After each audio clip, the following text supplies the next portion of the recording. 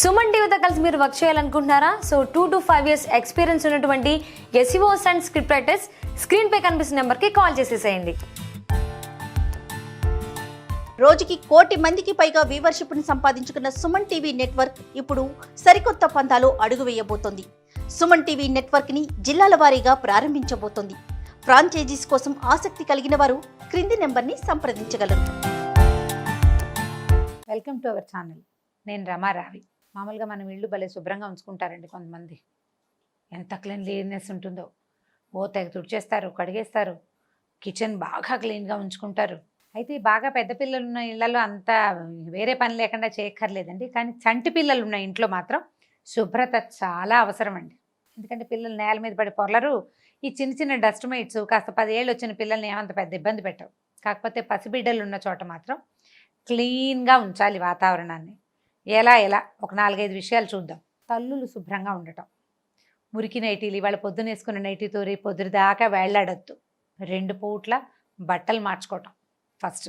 తర్వాత ఫీడ్ చేసే తల్లులైతే ఇన్నర్స్ ఖచ్చితంగా మార్చుకోవటం.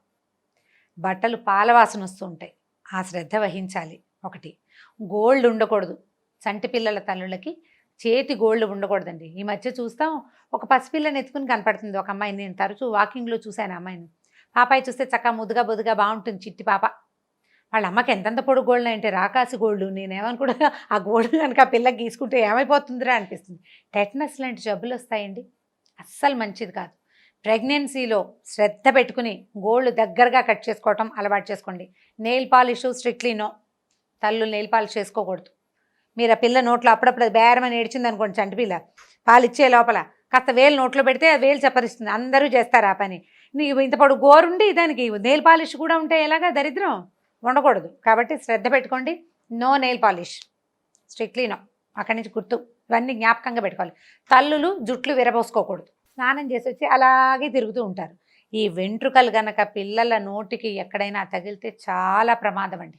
పైగా మన ఒంటి మీదే హెయిర్ పడింది అనుకోండి, పిల్లలు పాలు తాగేటప్పుడు ఆ వెంట్రుక పిల్లల మొహాలకో ఎక్కడో తగులుతుంది, ఏడ్చి గల్లంతు చేసేస్తారు. ఎందుకు ఏడుస్తున్నారో అర్థం కాదు మనకి.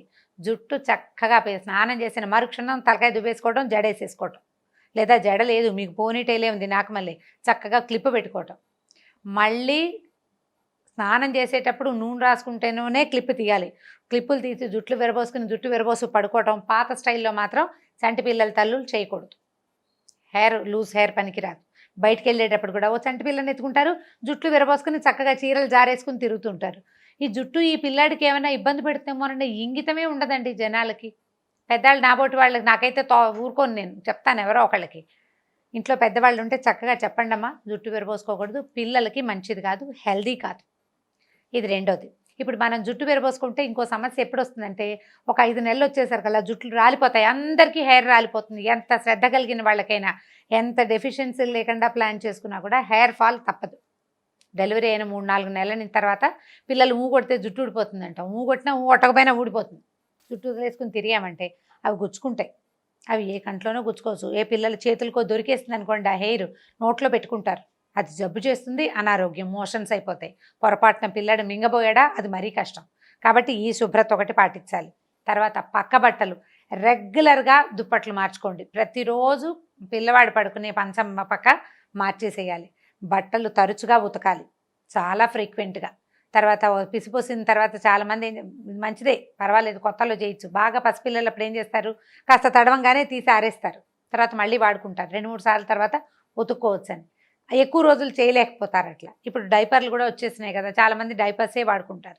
డైపర్ వాడినా పిల్లలకి వేసుకుని చేతులకు వేస్తాం, ఏమిటో అంటారు మప్పెట్స్, మఫిన్స్ లాంటివి, ఏంటో తమాషా పేరు గుర్తు రావటం లేదు నాకు. మిటెన్స్ అనుకుంటా, మిటెన్స్, చేతులకు వేసే గ్లౌజులు. నోట్లో చేతులు పెట్టుకోకుండా చేతులకి గ్లౌజులు వేస్తాము, పాదాలకి గ్లౌజులు వేస్తాము, తలకు ఒక క్యాప్ పెడతాము. ఎవ్రీడే ఉతకాలి. ఒక 4-5 సెట్లు ఉంచుకోవాలి. ఉతికినదే వేయాలి. అంటే ఈ ఉతుకుడు కార్యక్రమం మీద కూడా ఒక జాగ్రత్త చెప్తానమ్మా. పిల్లలకి బట్టలు ఉతికేటప్పుడు దాంట్లో ఫ్యాబ్రిక్ సాఫ్ట్నర్లు వేయకండి. ఫ్యాబ్రిక్ సాఫ్ట్నర్లు జనరల్గానే అంత హెల్దీ కాదు.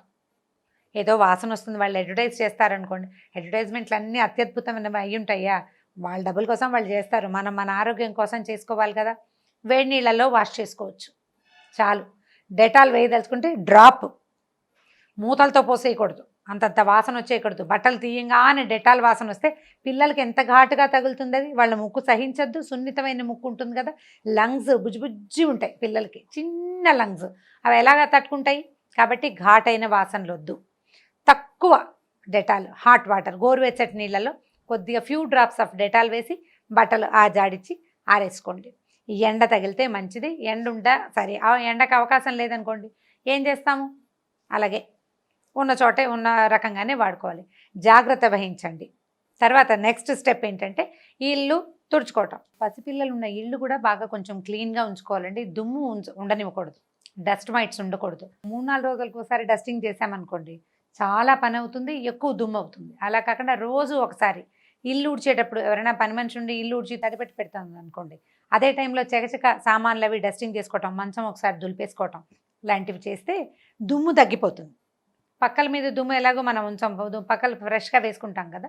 సో మంచాల తాలూకు హెడ్సెట్లు అంటే హెడ్ రెస్ట్, తల ఆనించే వైపు అక్కడ దుమ్ము నిలిచి ఉంటుంది, వాటిని పోగొట్టండి. పిల్లల ఉయ్యాలలో దుమ్ము లేకుండా చూసుకోండి. తర్వాత లైజాల్ లాంటివి ఏవో ఇల్లు తుడడానికి వాడతామా, అవి కూడా క్లీన్లీనెస్ కోసం ఎక్కువ ఇంతంత డబ్బాలు పోసేయకూడదండి, కొద్దిగా వేయండి. ఒక చిటికెడు ఉప్పు వేస్తే చీమలు అవి రాకుండా ఉంటాయి. ఇల్లు తుడిచే నీళ్ళలో ఉప్పు వేసుకుని తుడుచుకోవచ్చు. ఈ అంటే అయోడైజ్డ్ సాల్ట్ కాకుండా రాళ్ల ఉప్పు కనుక తెచ్చుకున్నాం అనుకోండి, ఒక 4 అన్ని ఉప్పుగళ్ళు నీళ్ళల్లో వేసి ఒకసారి ఇల్లు కనుక తుడిచేస్తే చీమలు అవి రాకుండా ఉంటాయి, ఇల్లు శుభ్రంగా ఉంటుంది. నెగిటివ్ ఫోర్స్ తక్కువ ఉంటుందని చెప్తారు. ఉప్పుతో కనుక ఇల్లు తుడుచుకుంటే ఫోర్సెస్ అంటే మన చుట్టూతా ఉన్న వాతావరణంలో ఉన్న ఫోర్స్ నెగిటివ్ ఫోర్స్ కాకుండా పాజిటివ్ ఫోర్స్ ఉంటుంది.